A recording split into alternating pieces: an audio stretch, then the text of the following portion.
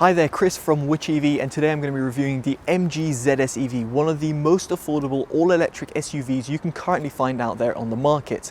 Now, if you'd like to read more about it, make sure you check out the link in the description below for a full-length written review.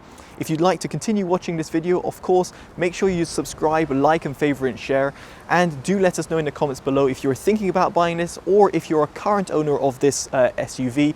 Let us know what you think about it as an owner. Without further ado, let's get into this review. So let's start off with talking about the exterior of the vehicle.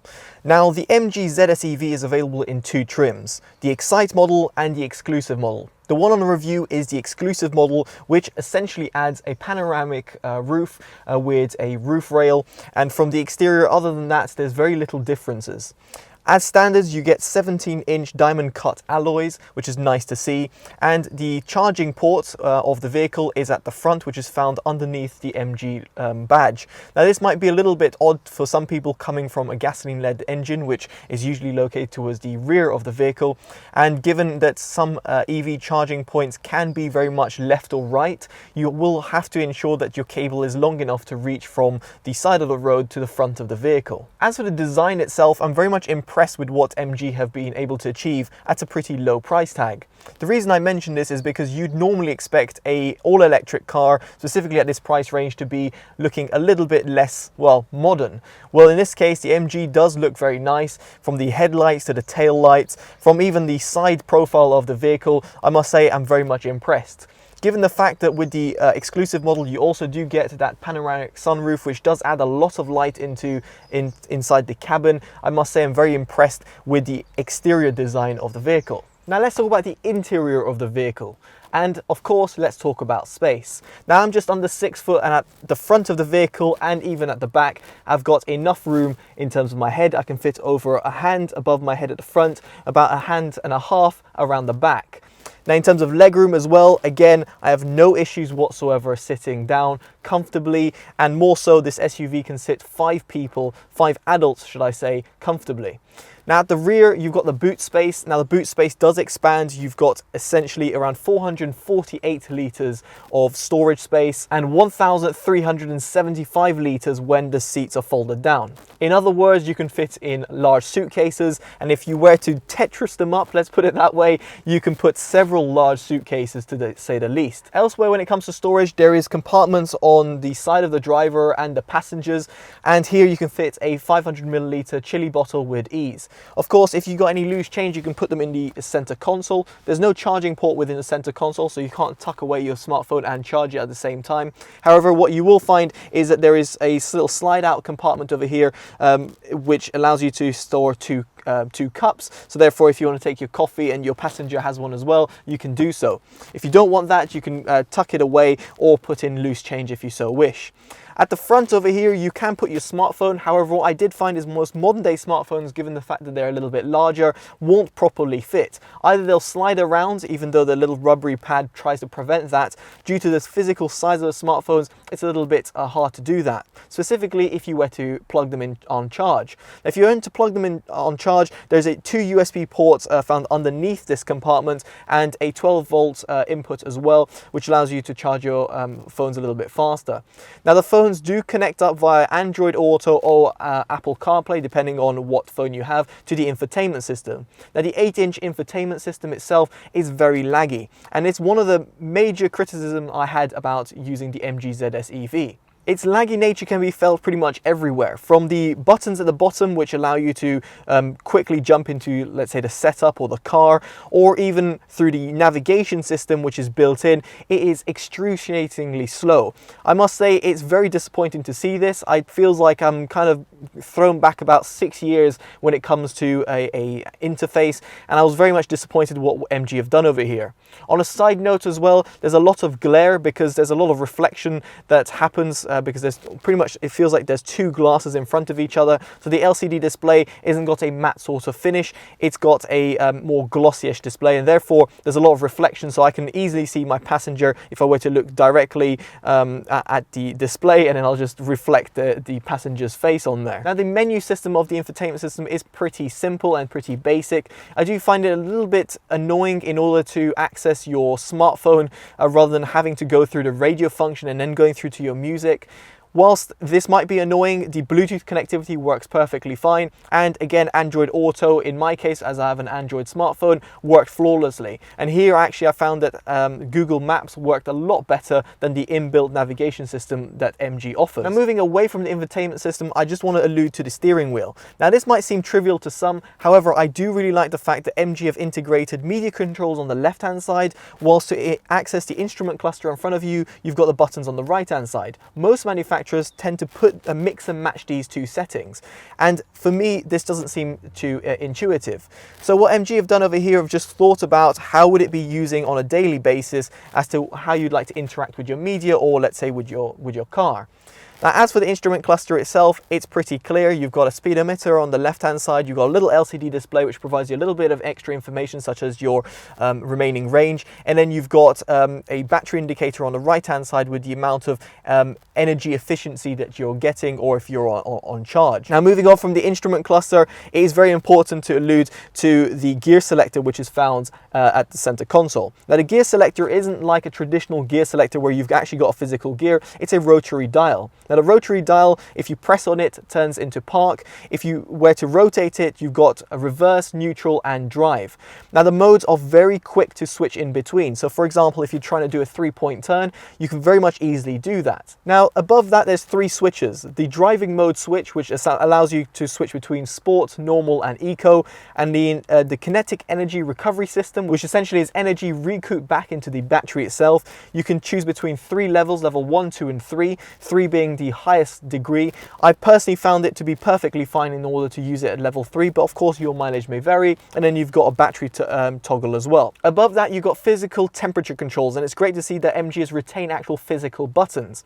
Although I will say, due to the laggy infotainment system, that if you are to do minor adjustments to your temperature, it does take a little while for it to appear on the infotainment system. You'll also notice on my model, which is the exclusive model, you've got the heated seats. Now, these are inclusive with the exclusive model. However, with the Excite model, you won't find these buttons to be in place. Before running off this section, it's worth talking about the audio system that's found within the exclusive model. Now, the exclusive model has the 3D sound system, whilst the Excite doesn't have that. The 3D sound system does add a pretty nice sort of a soundstage throughout the cabin. However, your mileage may vary. You might prefer that completely disabled. I'll get into that in more detail through my review and a dedicated audio review of the MG ZS EV, so make sure you check that out in the description below. So to summarize the interior, I'm pretty impressed with what MG have done. Everything apart from the infotainment system is fantastic. I would have liked a little bit more storage space for my smartphone at the front, but other than that, there's not very much else to talk about or to complain about. The seats are comfortable, they look quite nice, and there's plenty of room as well for 5 passengers. So what else would you actually want? So what about the driving experience? And first off, I want to allude to that suspension. Now, the suspension is pretty stiff, and therefore when you're driving over speed bumps like I'm doing right now, you will feel it a little bit more than you should be accustomed to. Why I say should be is because this is a family-sized vehicle, which you'd expect to have pretty soft suspension so that you can basically glaze over bumps. That's not very much the case with the MG ZS EV. On the plus side, the harder style suspension does mean that you do get less body roll when you're going around country roads at speed. Now, as for the seat height, it's relatively high. So therefore, if you're accustomed to being pretty low down and quite close to the ground in terms of when you're driving, let's say, a hatchback, this MG ZS EV pretty much takes it to the other extreme. You do feel pretty elevated when you're sitting down. And no, before you ask, you can't adjust that. It's also worth bearing in mind that there is electric controls for the driver on the right-hand side, whilst the passenger will have a manual control instead. Now, as for the steering wheel, while it might be easy to grip, I did find it a little bit stiff when it comes to driving. By that I mean, even if I was on eco mode or normal or sport mode, no matter which mode I selected, and even with the driving assistance systems completely switched off, the steering wheel was pretty stiff. And it's pretty obvious when it comes to driving at a little faster speeds. In other words, if you're going around country roads, you will feel that stiffness of the wheel, which you wouldn't again associate with a family-sized vehicle such as the MG ZS EV. So as we're on the motorway now, I'd like to talk about a few things. First of all, the actual wind noise that you hear while you're driving on the motorway. Due to potentially the drag coefficient, there's a lot of wind noise that kind of gets transferred back into the inside of the cabin. This means that the drive isn't as silent as you might expect. More so, the wheel noise itself, the tire noise should I say, is also a little bit audible. So depending on the type of road you're driving on, and most of the time which isn't super smooth, you will hear that road noise kind of transferring back into the inside of the cabin. Given we're on the motorway, this also gives me the perfect opportunity to talk about the safety elements of the vehicle. Now, the Excite model comes with a lot of standard safety equipment built in. There's active cruise control, which can be activated by a lever found underneath the indicator lever on the left-hand side of the steering wheel. There's front collision assist, which basically prevents you from ramming at the back of a vehicle if you haven't noticed it, and therefore will perform an emergency brake if you have your foot off the brake, that is. And lane keep assist, which essentially means that you can keep your hands a little bit off the wheel. Now, it's not an autonomous vehicle, so you have to bear in mind that if you do keep your hands off the wheel for about more than 10 seconds, it will remind you to put your hands back on the wheel or somewhat to take back control. In terms of lane keep assist, I did find it to be somewhat pinging around a little bit on the motorway, and therefore did make me feel a little bit uncomfortable when sometimes I was driving next to a truck, and therefore it was kind of leaning towards the truck. I somewhat took back control, but then most of the time on the motorway, when I was on a sort of straight road, I felt comfortable enough to somewhat let the car do its thing. Now, if you go for the exclusive model, this also does come with 2 extra safety measures. There's the blind spot assist, which right now is activated, which is perfect as the car was passing by. Essentially, a little orange light turns on your side mirrors. So there's also cross traffic alert on the exclusive model, which essentially allows the car to use its sensors when you're reversing out of a car park, and therefore if you haven't noticed the car that's potentially coming in, it will alert you at that danger. Now, while the safety of you as a driver or your passengers is extremely important, it's also important to know how the car actually performs. Now, as a 0 to 62, MG claim that this car does 8.5 seconds, and in my test it's pretty much accurate. In terms of top speed, it's limited to 87 miles an hour, which is perfectly fine given the legal speed limit is around 70 miles an hour, so most people will never have to exceed that. Now, what this translates to is that the single front mounted motor delivers 143 horsepower, which is decent. However, you do hear that little motor whining away sometimes when you put your foot down on the pedal. Speaking of which, the brake pedal does take a little bit getting used to. It is quite a soft brake pedal, and therefore if you're coming from a different type of vehicle, you'll have to kind of get used to it. You apply slow pressure, and therefore the car can slow down at a good pace. It's not one that is super sensitive, so it's worth bearing in mind that if you are used to a car that has more sensitive braking, you will have to kind of get yourself adjusted to it. But once you do get adjusted, it's pretty good. This also leads me on to the regenerative braking system of the vehicle. Now, as I mentioned before, the kinetic energy recovery system, as MG call it, and you can find on the center console a little toggle which allows you to adjust between level 1, 2 and 3, is very intuitive and it's very easy to use. Now, depending on your preference, I personally use it on level 3, which is the more aggressive type of regenerative braking method. For me, I found this to be perfectly fine, and therefore allowed me to do more of a one pedal type of approach, therefore not having to use the brake as much as you would have to do if you're on level 1 or level 2. Now, in terms of recouping energy, this goes back into the 44.6 kilowatt battery pack, which is found at the floor of the MG ZS EV. Now, what this does mean is that the mileage is around 163 miles on a single charge, which isn't bad. However, it's worth considering that cars coming out later this year will be offering over 200 miles. There are other cars out there, specifically hatchbacks as well, which also do offer the over 200 to 220 mile range at this sort of price tag. Now, in terms of charging the vehicle, there is a Type 2 CSS charger port at the front of the vehicle, as I mentioned towards the beginning of the video, and also in terms of charging rate, it's around 6.5 hours on a 7 kilowatt charger, or if you go on a DC rapid charger, that'll give you 0 to 80% in around 40 minutes, which is pretty good. So overall, what do I make of the MG ZS EV?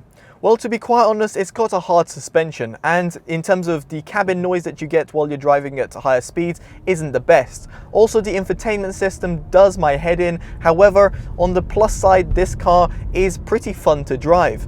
It's also very spacious, and given the fact that a car costs around £25,000, I don't think you'll find another car that offers the same amount of range and also in terms of its features, specifically the safety features, as this car does at around that price tag. If you do want a more premium experience, then you'll have to be spending out a lot more money, and or you'll be having to sacrifice in terms of space. So for example, if you were to go for a hatchback instead, which doesn't offer that big boot space. So ultimately, it really depends on terms of what you want from the car. If you want a car that's got a decent amount of space, then this vehicle is very much it.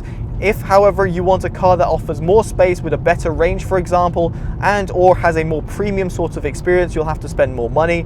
Or if you're not fussed about the space, it's worth considering there are other hatchbacks out there which will either offer a longer range, for example the Nissan Leaf, or better driving experience such as the BMW i3 or the VW e-Golf.